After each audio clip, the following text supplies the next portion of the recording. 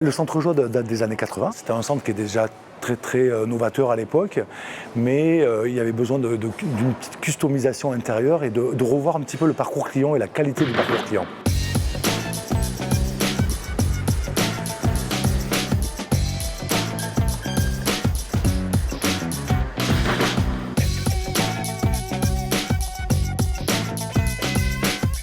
Donc là, je ne sais pas si vous vous souvenez, mais il y avait un faux plafond en nuage qui étouffait un petit peu le mail.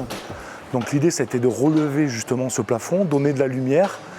Pareil, on utilise des polymiroirs sur les côtés de façon à réfléchir les lumières des magasins. Et là, je vais pouvoir montrer un dernier concept justement avec des vitrines toute hauteur où vous voyez vraiment la différence entre la partie droite qui est ici. On retrouve des enseignes qui sont très tassées.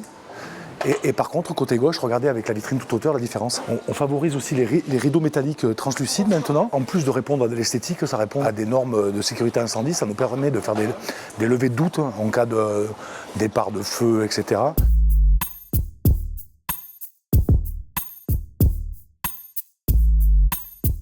L'idée, en fait, c'est de vraiment épurer, c'est de revenir à des lignes beaucoup plus droites et surtout de revenir à une lumière naturelle avec des espaces de repos, des espaces ludiques pour les enfants, vraiment le rendre beaucoup plus confortable. Et au niveau du mobilier, ça va ressembler un petit peu à ce qu'on a en face aussi. Alors, l'idée, c'est qu'on ait une harmonie entre les deux bâtiments.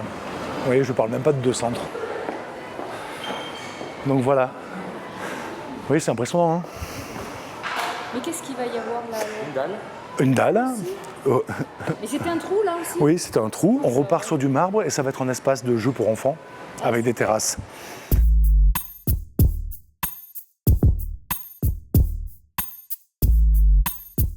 Ouais, l'escalier central va être enlevé. C'est l'histoire de au moins une dizaine de jours puisque c'est un mastodonte quand même au milieu, avec plusieurs tonnes de ferraille. Ça va être spectaculaire puisqu'on commence par le rez-de-chaussée et une fois qu'on a le rez-de-chaussée, on enlève à mesure, on monte en enlevant. C'est assez. Je pensais qu'on allait enlever le haut d'abord et en descendant, et en fait c'est le contraire. Le matin, tout doit être propre à l'ouverture pour les clients. Donc en fait, on ne s'aperçoit pas bien. On voit qu'il y a eu des travaux, mais on ne sait pas exactement quand c'est qu'ils ont été faits. Et toute l'idée, en fait, est de travailler de nuit, donc, et en respectant et à la fois tout ce qui est restauration, cinéma. Donc on a plein de petites contraintes, puisqu'on a aussi des parkings qui sont ouverts 24/24. Donc c'est respecter tout ça et au milieu de ça, trouver des laps de temps et trouver des amplitudes où on peut travailler. Donc en général de minuit et demi à 6h du matin à peu près.